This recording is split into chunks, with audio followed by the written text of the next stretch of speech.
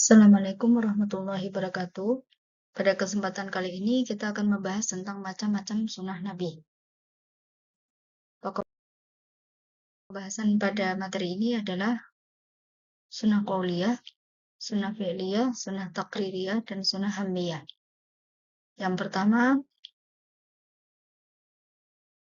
kita akan membahas tentang sunnah qauliyah.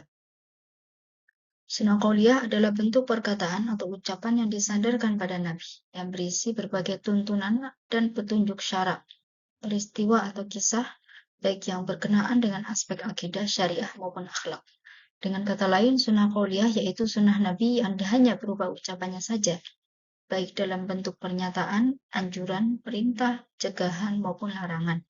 Yang dimaksud dengan pernyataan Nabi di sini adalah sabda dalam merespon keadaan yang berlaku pada masa lalu, masa kini, dan masa depan.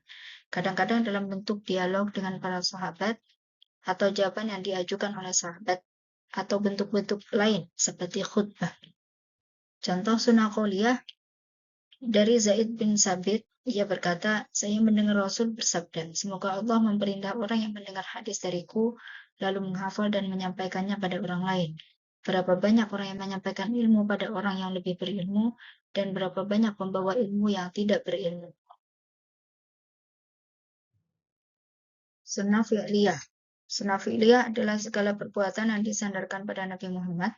Kualitas sunnah fi'liyah menduduki tingkat kedua setelah sunnah qauliyah.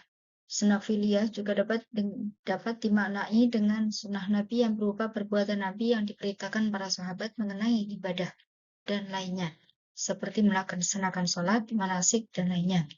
Contoh dari Jabir bin Abdullah berkata, Rasul sholat di atas tunggangannya menghadap kemana arah tunggangannya menghadap. Jika beliau hendak melaksanakan sholat fardu, maka beliau turun sholat menghadap kiblat.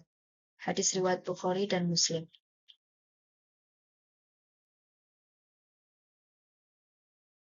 Selanjutnya adalah sunnah taqririyah. Sunnah taqririyah adalah sunnah yang berupa ketetapan Nabi terhadap apa yang datang atau dilakukan sahabatnya. Dengan kata lain, sunnah taqririyah yaitu sunnah Nabi yang berupa penetapan terhadap perbuatan atau para sahabat yang diketahui Nabi tidak menegurnya atau melarangnya, bahkan Nabi cenderung mendiamkannya. Beliau membiarkan atau mendiamkan suatu perbuatan yang dilakukan sahabat tanpa memberi penegasan apakah beliau membenarkan atau menyalahkan. Contoh, tidak, akan tetapi daging itu tidak terdapat di negeri kaumku, karena itu aku tidak memakannya. Khalid berkata, lalu aku menarik dan memakannya, sementara Rasul melihat ke arahku. Jadi Rasul tidak membenarkan atau menyalahkan perbuatan tersebut. Muttafaqun alaihi. Kemudian sunnah hamiyah. Sunnah hamiyah adalah suatu sunnah yang dikehendaki Nabi tetapi belum dikerjakan. Sebagian ulama hadis ada yang menambahkan perincian sunnah tersebut dengan sunnah hamiyah. Karena dalam diri Nabi terdapat sifat-sifat atau keadaan serta himmah, hasrat melakukan sesuatu.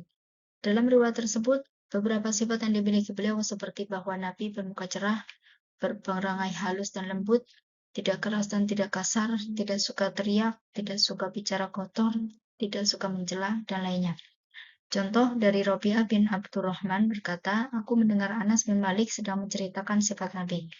Beliau berkata, beliau adalah seorang laki-laki dari suatu kaum yang tidak tinggi dan tidak pendek, kulitnya terang dan tidak terlalu putih, dan tidak pula terlalu kecoklatan. Rambut beliau tidak keriting dan tidak lurus. Hadis riwayat Bukhari.